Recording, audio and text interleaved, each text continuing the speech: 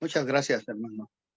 Muchas gracias. Este, en las situaciones difíciles que nosotros tenemos ahora en esta vida tan última ya, porque los tiempos están difíciles y en aquel tiempo se hablaba y se decía, en aquel tiempo vendrán y en aquel tiempo estarán y en aquel tiempo les van a hacer y en aquel tiempo y se hablaba en el Antiguo Testamento, inclusive en los años en el que el Señor Jesucristo anduvo predicando y decía en aquel tiempo, ¿verdad? Y pareciera como que aquel tiempo ya es este tiempo.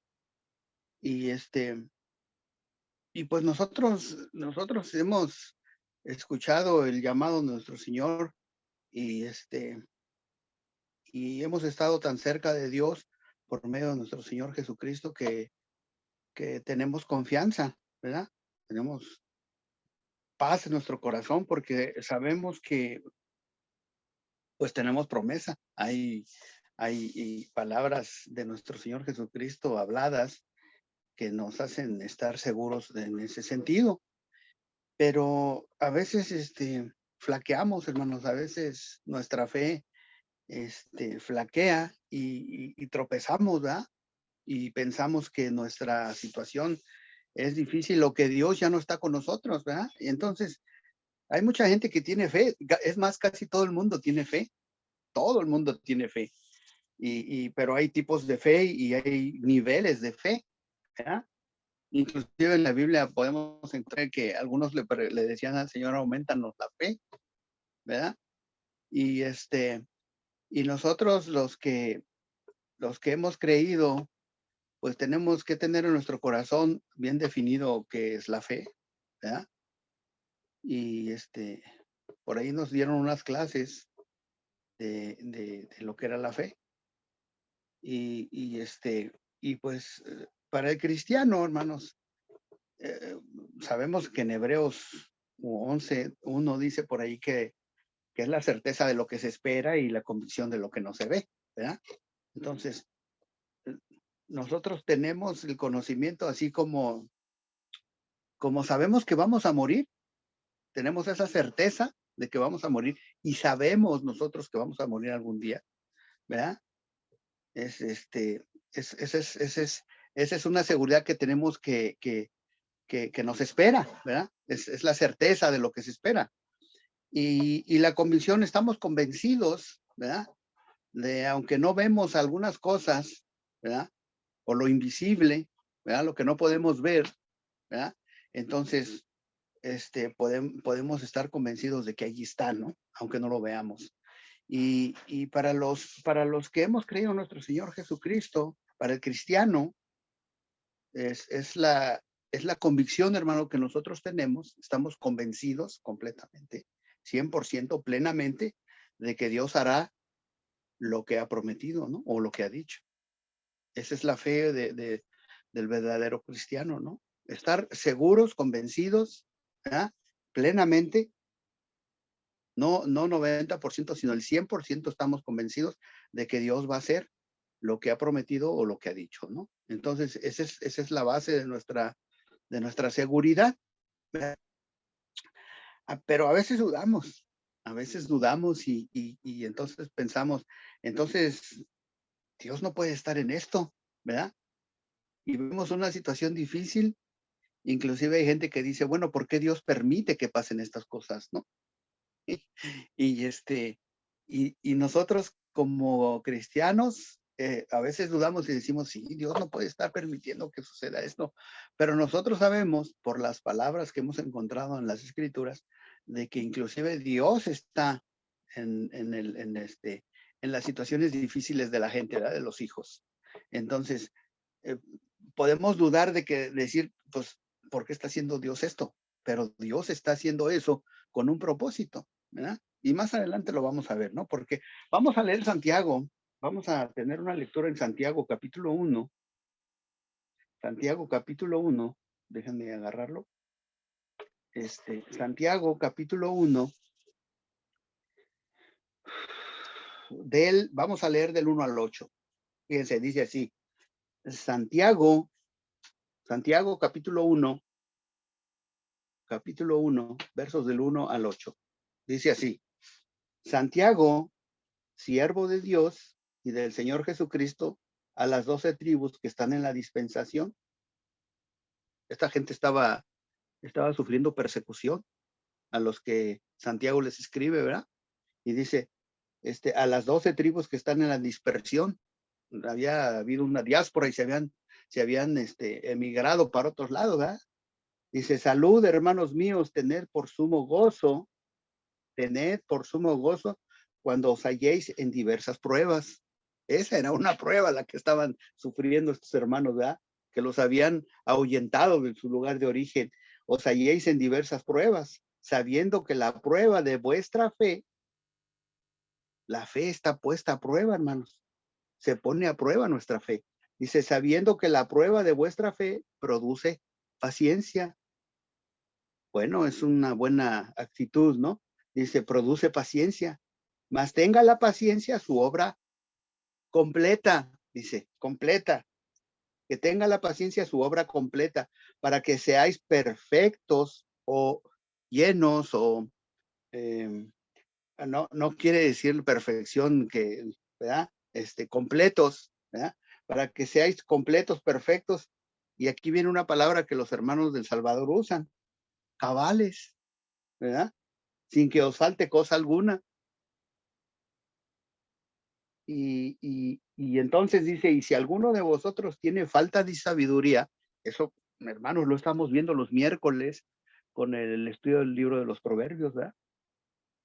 Porque no es inteligencia, no es grados escolares. Aquí dice, pero más tenga paciencia su obra completa, dice, perfecta cabal, sin que os falte cosa alguna. Y si alguno de vosotros tiene falta de sabiduría, temor a Dios, ¿verdad? La sabiduría es el temor a Dios, pídala a Dios, dice, el cual da a todos abundante. ¿A quiénes? A todos, hermanos, ¿eh? Obviamente a todos los que, ¿verdad? Han obedecido, a todos los que creen en él, ¿verdad? Dice, abundantemente a todos y sin reproche. Dios no le va a preguntar por qué quiere más sabiduría, ¿verdad? Y le será dada.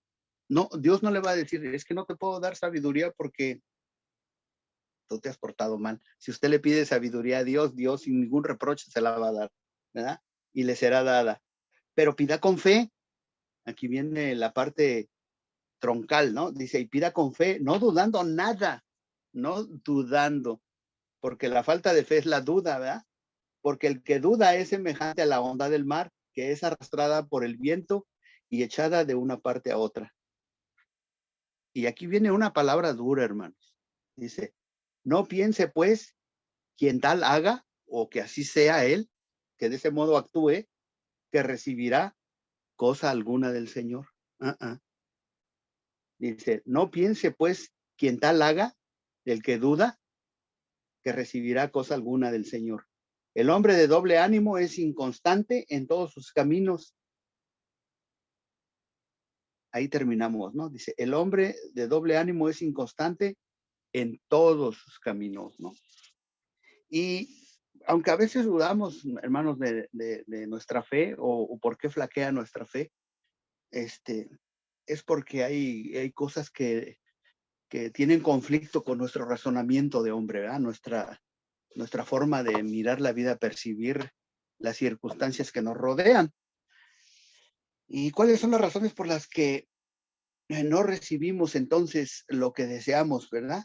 Porque pensamos, es que a mí no me han dado el trabajo que yo merezco, no me he aliviado de la enfermedad que tengo, no me han ofrecido el trabajo que yo había pedido, no tengo el carro que por el tanto he trabajado, las promesas que me han hecho no me las han cumplido y yo tengo fe, dice uno, ¿no? Yo tengo fe, pero el hombre de doble ánimo, hermanos, el que duda, dice la palabra de Dios, no recibirá tal cosa de parte del Señor. Entonces, nosotros a veces tenemos conflicto de nuestra fe con nuestra forma de pensar. ¿Por qué? ¿Por qué dudamos entonces? A veces pensamos, los que ya estamos un poquito grandes, Señor, yo tengo muchos años en el Evangelio, tengo muchos años sirviéndote, tengo muchos años predicando, tengo muchos años, acomodando las bancas, haciendo el aseo en la iglesia, tengo muchos años asistiendo los domingos, tengo muchos años repartiendo folletos, tengo muchos años, y uno saca de su bolsa todo el trabajo que ha hecho por el Señor, ¿no? Y entonces uno le pregunta al Señor, Señor, ¿y por qué a mí? ¿Por qué, por qué haces eso conmigo, no? Y cuenta una historia de un predicador que sirvió mucho tiempo sirvió este predicador en un lugar lejano por allá, África, no sé dónde. Y por fin el hermano se iba a retirar, ya iba a dejar el campo misionero porque pues ya era tiempo, él ya estaba grande, su esposa grande, y entonces toman un barco para regresar a América, ¿no? Y toman un barco para regresar a América, pero en ese barco resulta que viene un personaje muy importante, un político, ¿verdad? Muy importante. Y y cuando llegan al desembarcadero acá en el muelle en América, pues, hermanos, estaba una banda y estaba la gente, papel picado, confeti, salvas, aventaban y ¿por qué? Porque estaba llegando el político el personaje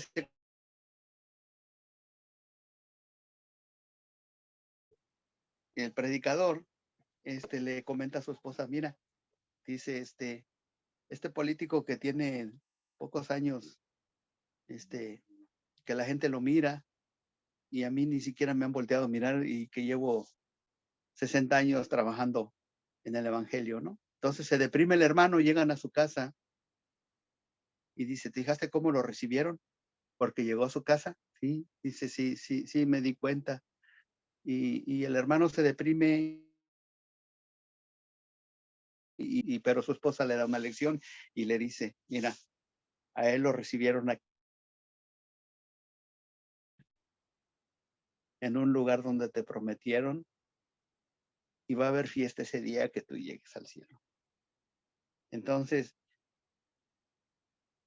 pues nuestra ciudadanía no es de este mundo, ¿no? Entonces tenemos que pensar en que si no recibimos en este momento, en este lugar, en este espacio en el que estamos viviendo, ¿verdad? Nosotros tenemos mejor recompensa, porque así nos lo prometió el Señor. Y si estamos con esa esperanza y vivimos con esa esperanza, hermanos, las circunstancias que nos rodean, pues nos harán ir de un lado y a otro, como dice aquí, ¿verdad? Como una ola, ¿verdad? Para un lado y para otro, con ánimo y sin ánimo, y nos podrá zarandear el viento, pero si nosotros tenemos la firmeza de estar pensando en las promesas que nuestro Señor Jesús nos hizo y que Dios mismo ha hecho al hombre, entonces no seremos conmovidos ni llevados de un lado a otro, ¿no? Entonces, cuando confiamos es porque tenemos puestos los ojos, hermanos, en el autor y consumador de nuestra fe, dice la palabra de Dios, ¿verdad? Y un ejemplo muy claro de esto es cuando Pedro, ¿verdad? este, andaba preguntándole al Señor que si era él y que si era él que lo llamara porque quería caminar por el agua, ¿no? Y lo llama el Señor, ¿verdad? Y entonces Pedro empieza a caminar, pero entonces en ese momento su fe entra en conflicto con la lógica de su mente, ¿verdad? Y entonces aparta su mirada, aparta su punto de visión, aparta su atención, así lo podemos decir, de lo que era el principio de por qué él estaba caminando en el agua. Entonces empieza a hundirse, ¿verdad? Y suplica por ayuda. Entonces así somos nosotros. Cuando las cosas que nosotros vemos en nuestra vida entran en conflicto con nuestra mente y pensamos que estamos razonando, ¿verdad? De acuerdo a nuestra neurona, de acuerdo a nuestra inteligencia, y sabemos que lógicamente, científicamente, es imposible caminar por el agua, ¿no? Pues sí, sí es cierto. Es imposible que alguien camine por el agua. Ese es, ese es la psicología del hombre, ese es el conocimiento del hombre, esa es la física de esta vida.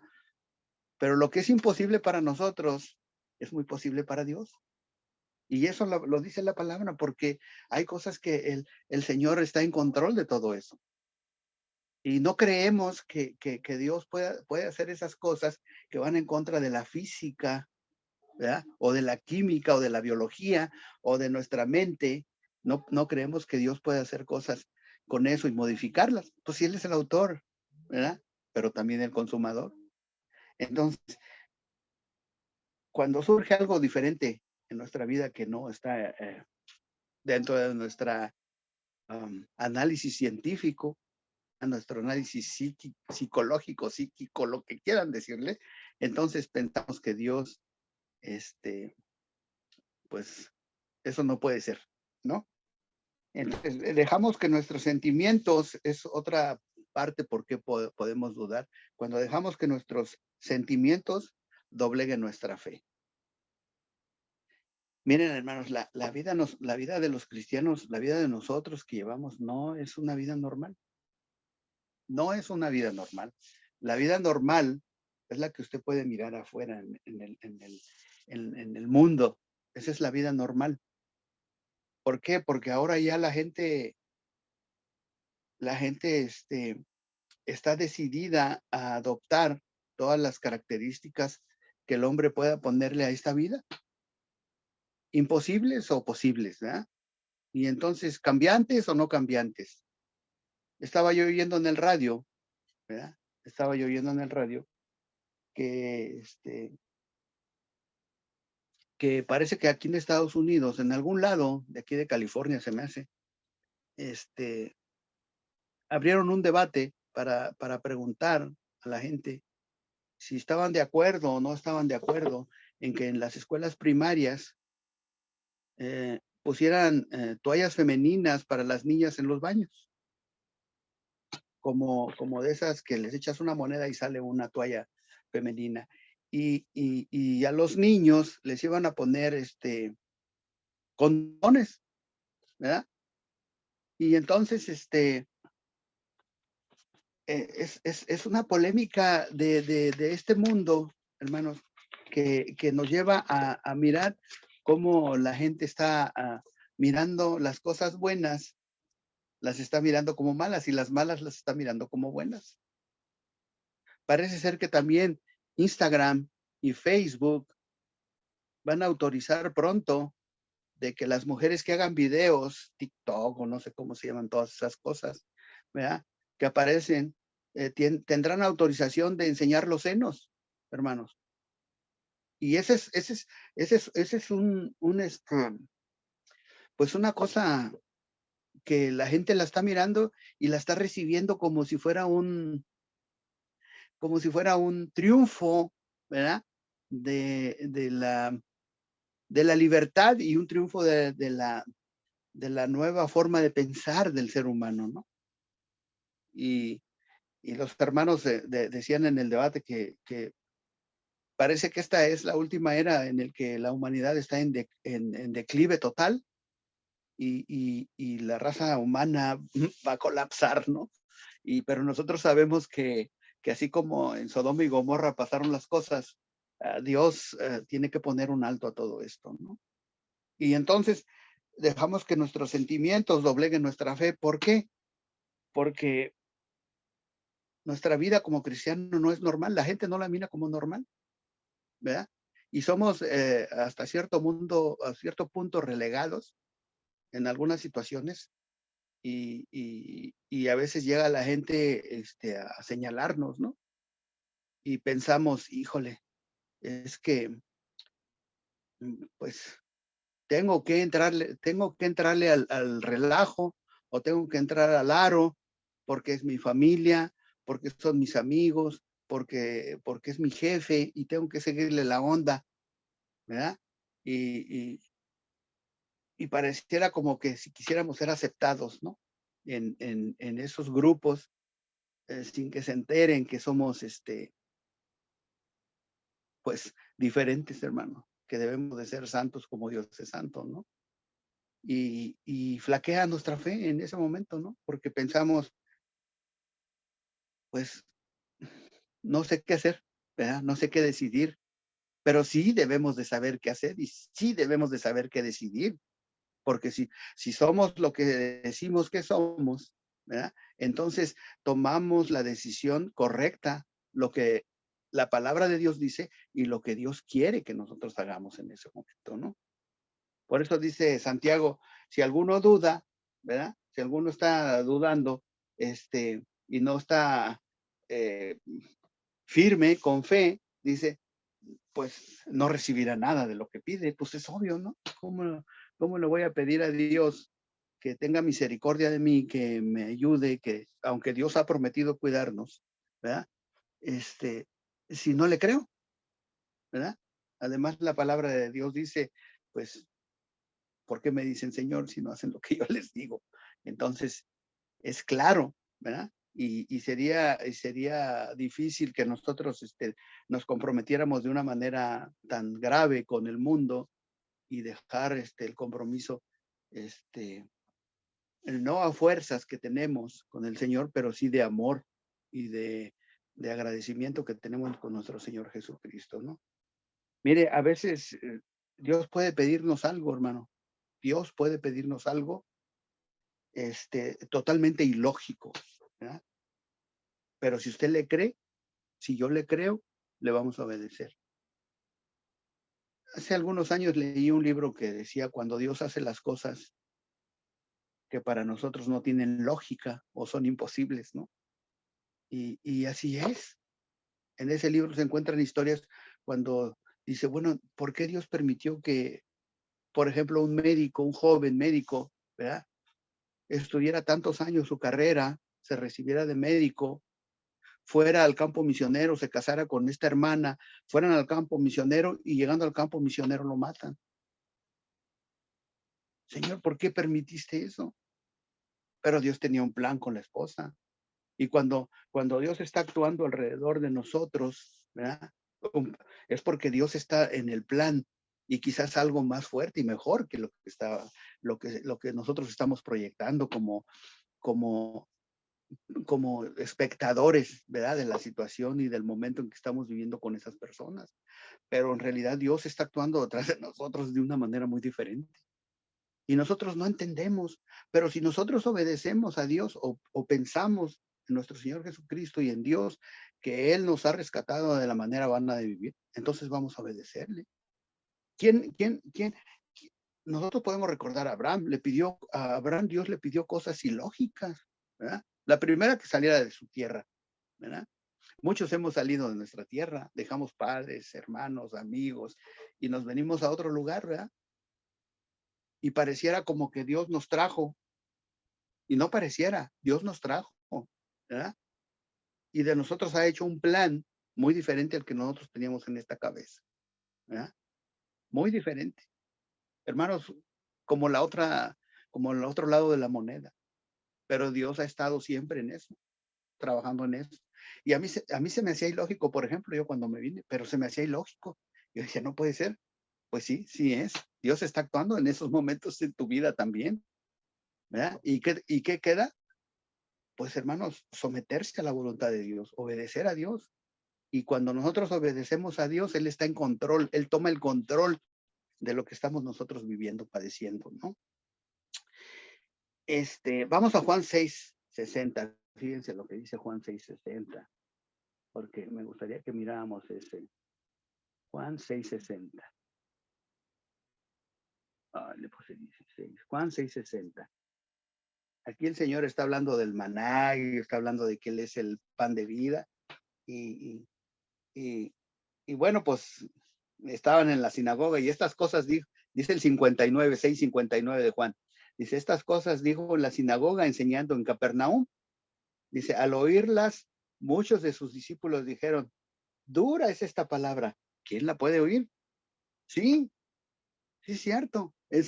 Las palabras de nuestro Señor Jesucristo y de Dios son duras. para nuestra forma de pensar, hermanos, para nuestra forma de mirar este mundo. Dice, quién las puede oír? Y sabiendo Jesús en sí mismo, sus discípulos murmuraban de esto, les dijo, esto os ofende, ¿verdad? Dice el 62, pues qué, si vieras al Hijo del Hombre subir a donde estaba primero, el 63, el Espíritu es el que da vida, la carne para nada aprovecha. Este mundo, hermanos, es pasajero y nos vamos a ir. Las palabras que yo os he hablado son espíritu y son vida. Estas palabras son espíritu y son vida. No más años de su vida terrenal, carnal. Son vida espiritual, vida eterna, vida más allá de lo que es todo esto, ¿no? Y entonces, si creemos, hermanos, debemos de obedecer. Abraham le pidió que saliera de su familia y también le pidió que le entregara a su hijo, que lo sacrificara. Parecía ilógico, no parecía, era ilógico, ¿verdad? Tantos años había estado esperando un hijo y cuando ahora lo tiene, Dios se lo pide. ¿Qué pasa? ¿Por qué? Pero Abraham obedeció.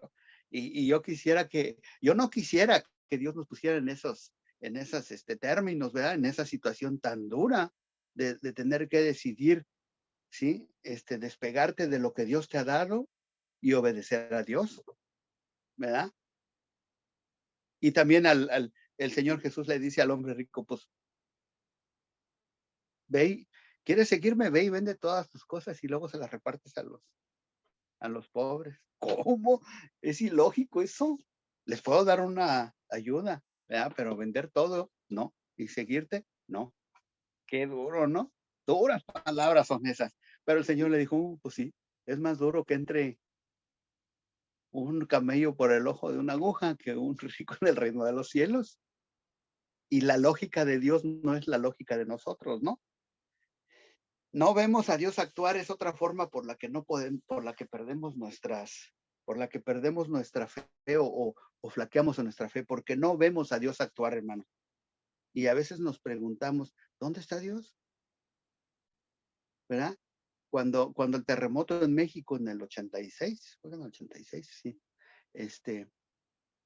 todos los periódicos tenían un encabezado grande que decía, Dios mío, ¿verdad? Entonces la gente sí se acordó de Dios y pensaban que era un castigo de Dios lo que estaba pasando. Pero Dios tenía que sacar algo de eso para la gente y tenía que mostrarle algo a sus hijos de esa situación para que, pues para que reconocieran, hermanos, que Dios está en control de todo y que no, hermanos, nosotros no somos nada delante del poder de Dios, ¿no? Y aparentemente vemos que Dios no está actuando en nuestras vidas porque no lo vemos, ¿verdad? Dios prometió cuidarnos, hermanos, todo el tiempo. Romanos 8:28. Miren, vamos a Romanos 8:28 lo que dice. Romanos 8:28 dice, y sabemos que los que aman a Dios, todas las cosas les ayudan a bien. Esto es, a los que conforme a su propósito son llamados. Entonces Dios tiene un propósito para usted y para mí, ¿verdad? Porque hemos sido llamados. Por ahí en el Apocalipsis, hermano, por ahí en el Apocalipsis hay versículos donde, donde nombran personas, santos, algunos que van en caballo y con vestiduras muy finas y blancas y todos. Y yo una vez me decía un hermano, escríbele tu nombre allí, porque ahí estás tú, te está mencionando a ti.